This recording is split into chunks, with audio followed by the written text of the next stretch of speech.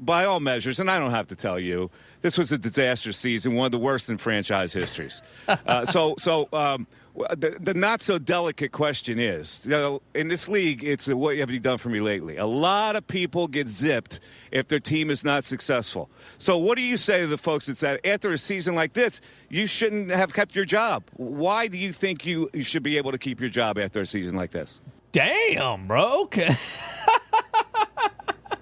Came out firing. Yeah, it was a disaster season. There's really no way to say anything but that. Look, I would say the roster next year is going to be much stronger. We've got one thing when you have a disaster season is how do you take advantage of it? You want to give yourself a chance at a high pick in the draft, which we have. We've got an early second. Next year, our roster will be more athletic and younger with Grimes, with Edwards, with Bona, with Jared McCain, with potentially a top draft pick.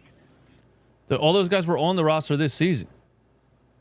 Next year, our roster is going to be younger and more athletic. Then he names all the guys that are on the roster that were on the roster last season, who Nick Nurse wouldn't play for half of the season. So is the coach going to play the young guys? That's the thing too. Remember. And we're going to have a healthier team. So I would say, look, hang in. We feel your pain, fans, and. Let's play this out next year. We feel very strongly about next year. Why are you so sure that you're going to have a healthier team?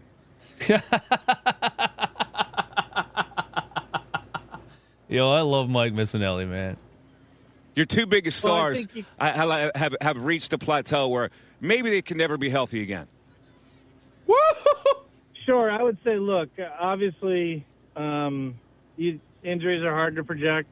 Hard to know how many you'll have, but I would mention, for example, if folks were to ask when say a Kawhi Leonard pulls out of USAB last year, how many people would say that he would be playing 45 minutes plus in multiple very significant playoff games?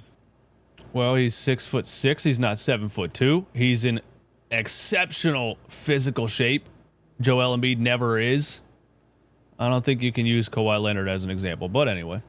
I would say if you go back to, guys like, say, a Brook Lopez who played 30 games when he was 33 years old and prior to that had played less games than Joel Embiid had played per season, and then comes out with a 78-game season, a 79-game season, and an 80-game season over the last three. So, yeah, Brook Lopez does not play the style of basketball that Joel Embiid plays. Brook Lopez rebounds under the rim, and then he stands outside the three-point line and chucks threes like a 7-foot Steph Curry. Joel Embiid plays laterally, left to right, Euro step, pivot, spin, and is trying to hold down the defensive end. I don't think Brook Lopez is a good example either. It's a good example size-wise, but Joel Embiid plays a style of basketball that is not good for a 7-foot, 300-pound person's knees. Look, they're hard to predict. What you want to have in this league is a chance to win the title. You want to have elite players when they're healthy. You want to have a good supporting cast, and we'll have that next year. Well, hopefully. I mean, you're kind of rounding it off that you have elite players. We'll get to Joel in a minute. But when you look back, what mistakes did you make, and what things would you have done differently coming into to last season? Yeah, I think last season was pretty clear, and I put this on me. Obviously, we came in with the third best odds to win the title last year. Wow. In Vegas, and my thinking was there as well, was how do I get this group healthy and into the playoffs? How do I have playoff level players? And generally those are players with playoff experience, ones that sort of round out, can shoot, things like that. What I did not do well was make sure we have the youth and athleticism to get through the regular season and put us in that position. And that's something we will do next year. He kind of just said that you need youth and athleticism in the regular season and not in the postseason. And I want to be fair to Daryl Morey here because, people do remind me that you were on board when he made all those signings. I was, and you're right. And I was wrong, just like Daryl Morey was wrong. but I'm just a guy in his attic in Hershey, Pennsylvania, reacting to things. I don't get paid millions of dollars to get this right. You know what I'm saying? And like the Kyle Lowry, Eric Gordon, Reggie Jackson, Andre Drummond, all that stuff, it ended up being terrible. But Daryl Morey's he's done a lot of wrong things, I think. He's made a lot of mistakes. He's made a lot of big swings and misses. I almost am more on Nick Nurse at this point to play the young, because he's the guy that I was witnessing, bro. They had a Dembona on the roster. They had Justin Edwards on the roster. They had Ricky Council on the roster. He wouldn't play these guys.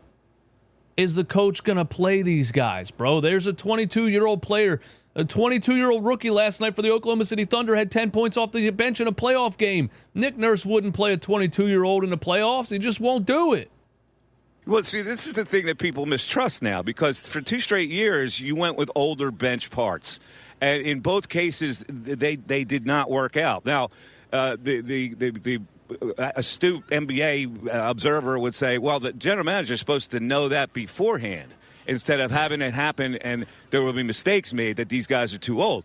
You see what the league is now. It's a young, athletic league with guys that can come off the bench and make a difference defensively.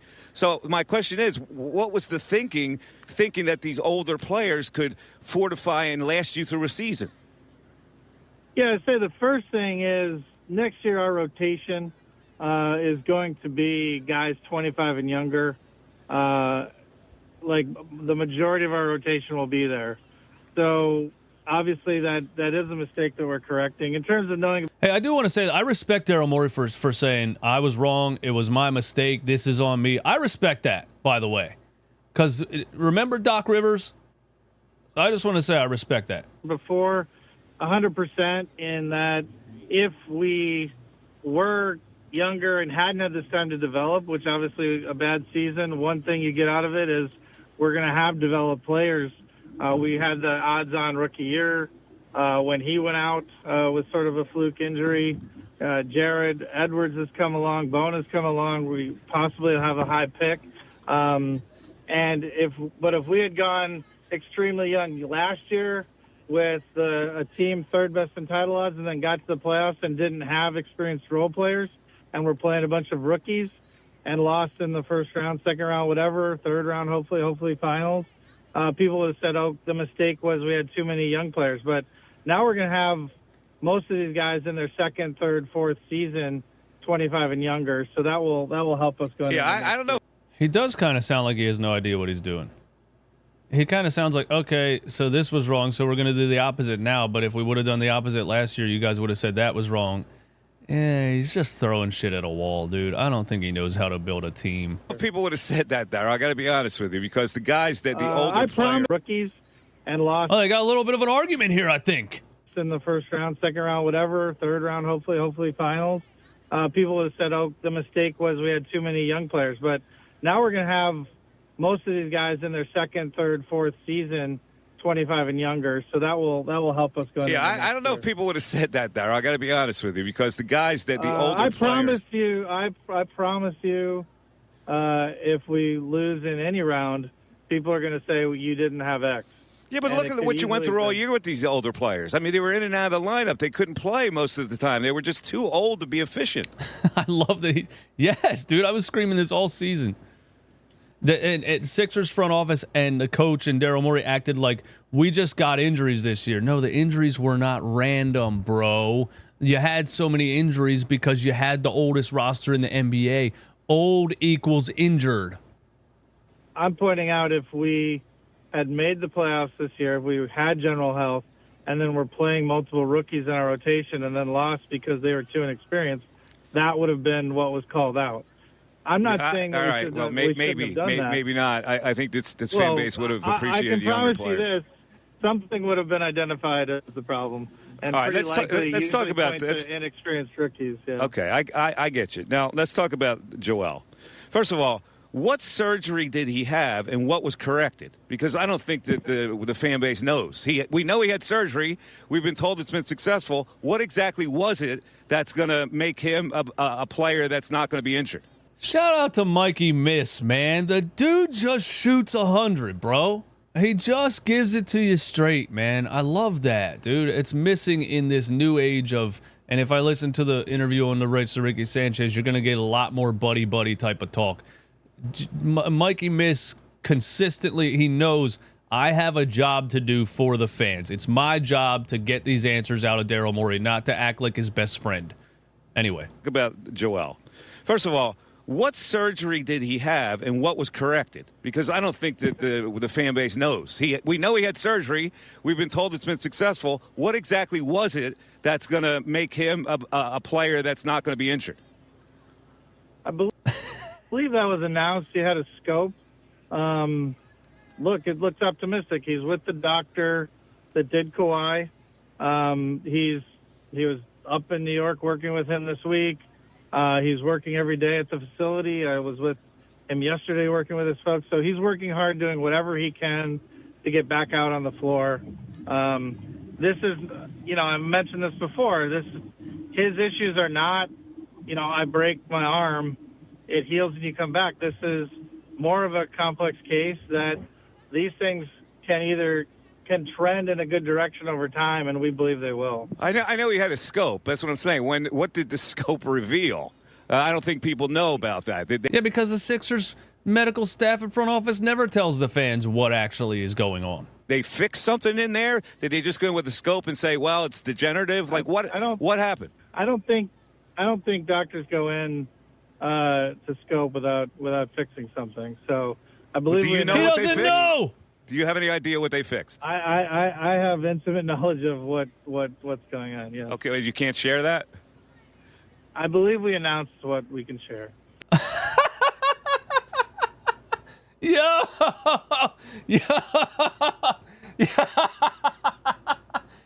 Daryl Morey should not have agreed to this interview, bro. He should have known Mikey Miss was going to put him on the spot. He doesn't even know what the doctors did to Joel Embiid's knee, and he just got called out. I was with him yesterday working with his folks, so he's working hard, doing whatever he can to get back out on the floor. Maybe not. I think that's well, I believe that was announced. He had a scope direction over time, and we believe they will. I know he had a scope. That's what I'm saying. What did the scope reveal? I don't think people know about that. Did they fix something in there? Did they just go in with the scope and say, well, it's degenerative? Like, what happened? I don't think doctors go in to scope without fixing something. So this is an incredible interview.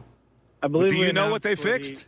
Do you have any idea what they fixed? I have intimate knowledge of what's going on. Yeah. Okay, you can't share that? I believe we announced what we can share. That is insane. Okay. Let's go back. What control did you have over his Olympic participation? Because a lot of people are pointing to that as this is a reason why he wasn't ready to start the season, and then things went bad after that. What control do you have over that? Yeah, we don't. That's been a change. So, teams don't have control over that. But that doesn't matter. We were very positive about his Olympic experience. Doctors were very comfortable and actually thought it would be positive for him to participate in it. So we had no issues with that, and it was, a proud moment for him and the United States to win that gold. You said that's going to change? No, I didn't say that. Sorry. You didn't say that. So you're not going to be able to have control over what a player wants to do? No. The Olympics is not something the team can control. All right. Now, listen, we've heard all kinds of things about Joel. I don't know what's true, what's not, but there are a lot of people that say he slacks in certain areas. He was called out by his teammates. Do you believe the organization, because of he's Joel Embiid, lets him get away with things that they shouldn't let him get away with as far as working hard? Wow. I do not, no. Joel's doing everything he can to win games for this team. That's all he cares about. It kills him that he can't be out there to help the team win last year. I do not. Would you enter? First of all, is it fair to say that we've seen the best of Joel Embiid? Wow. No, I don't. You have to use him in a different capacity now. No, I don't think that's written. I don't think we know that. I think MVP Joel Embiid is still potentially there. We won't know obviously till we go through the season, but he's in an age where lots of players still play to their prime. He's in an age where lots of players, even with issues, have come back and played at a high level. So, no, I do not think that. If a team called you with what you thought was a really good deal that could rebuild this franchise, would you entertain trading him? Woo! Wow. So many good questions in one interview. No, I don't. You have to use him in a different capacity now. No, I don't think that's written. I don't think we know that. I think MVP Joel Embiid is still potentially there. We won't know obviously till we go through the season. Here's where he said it. He's in an age where lots of players still play to their prime. He's in an age where lots of players, even with issues, have come back and played at a high level.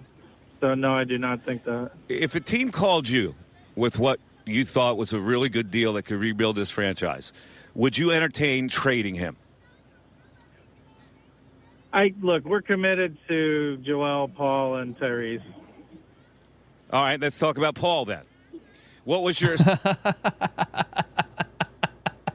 assessment of the way he played last year? Because to the average eye, it didn't look like he was that invested in playing for the Philadelphia 76ers. Woo! And we've seen that before at certain stops that he's had. Yeah, that was obviously wasn't his best year. He would come out and say that himself. I think he maybe did that. We believe he'll bounce back. He was an elite defender. He's going to say injuries. Offensively, he was brought in to be part of a unit with elite play on the wing. Defensively, space the floor on offense with Joel and Tyrese. That is true.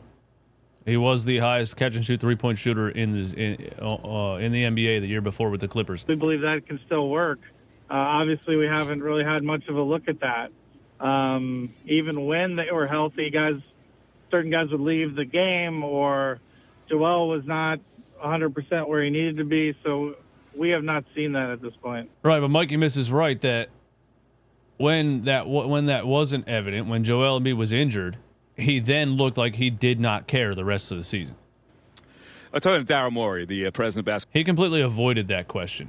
Operations, Philadelphia 76ers. Daryl, what was your communication with the owner during the season, and what was it after the season? I mean, he sits right there in the courtside seats. He saw the same thing that we are. He's the guy who owns the team, and I know he was kind of diverted with the Washington Commanders and all that stuff, but did you sense dissatisfaction from your owner?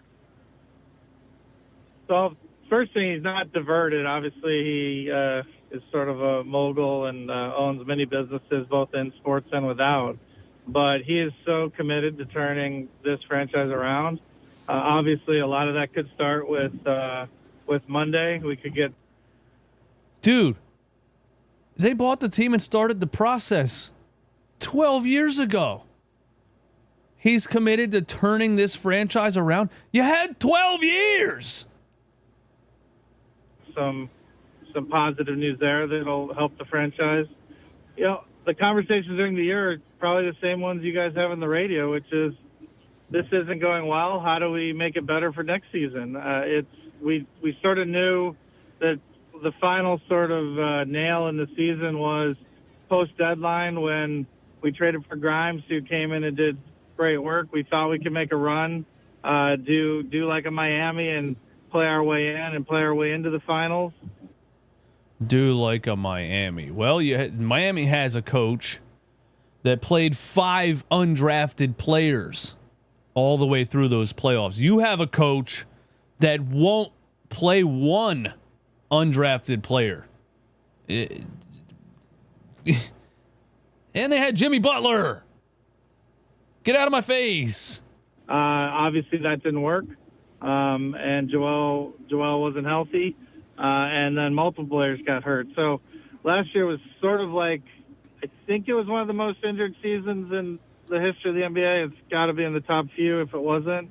So the conversations are... Okay. So our team was a victim of a whole collection of teams that were injured more than any season in the NBA. Two things on that. Number one, all of the sports medicine today, all of the resting, all of the minutes calculation. Oh, this guy can't play 40 minutes tonight because he played 37 minutes last night. All of these, the team travels with like 18 sports scientists and number crunchers. All of these number crunchers and sports scientists and all of these people come up with all of these plans, and you're telling me the result of that is more injuries and not less injuries? So maybe the answer is get all these fucking nerds out of here and let's play basketball again, man. In the year with Joshua, like, how do we take advantage? How to develop players? How does Nick, try out new things that he can build on next season? How do we make a trade for a Grimes who can be a key rotation player in the future? How do we set ourselves up, even in a bad season, to be even stronger next season? All right, so our roster going into next season will be better than we went into last season. How? How is our roster going to be better? You don't have any money to spend. Where, again, we were the third best odds to win the title. A compulsive owner, with all due respect, might have said, I'm cleaning house. I'm curious just to know the conversation or what you had to say to him to convince him that you need to keep seeing this through. Well, I think it would be a little bit hasty. Obviously, he's very careful in his decision-making, just like I am. It'd be a little hasty to say, if you have some of the that's the coach's fault, the front office's fault. Let's see it play out before we make any rash. He blamed it on injuries again. So that's all of it for Daryl Morey on the Mike Missanelli show. That was one of the best. That was one of the best interviews I've ever heard. Shout out to Mikey Miss for just being a straight shooter, man. He just comes in and he just gives it to. He does it for the fans.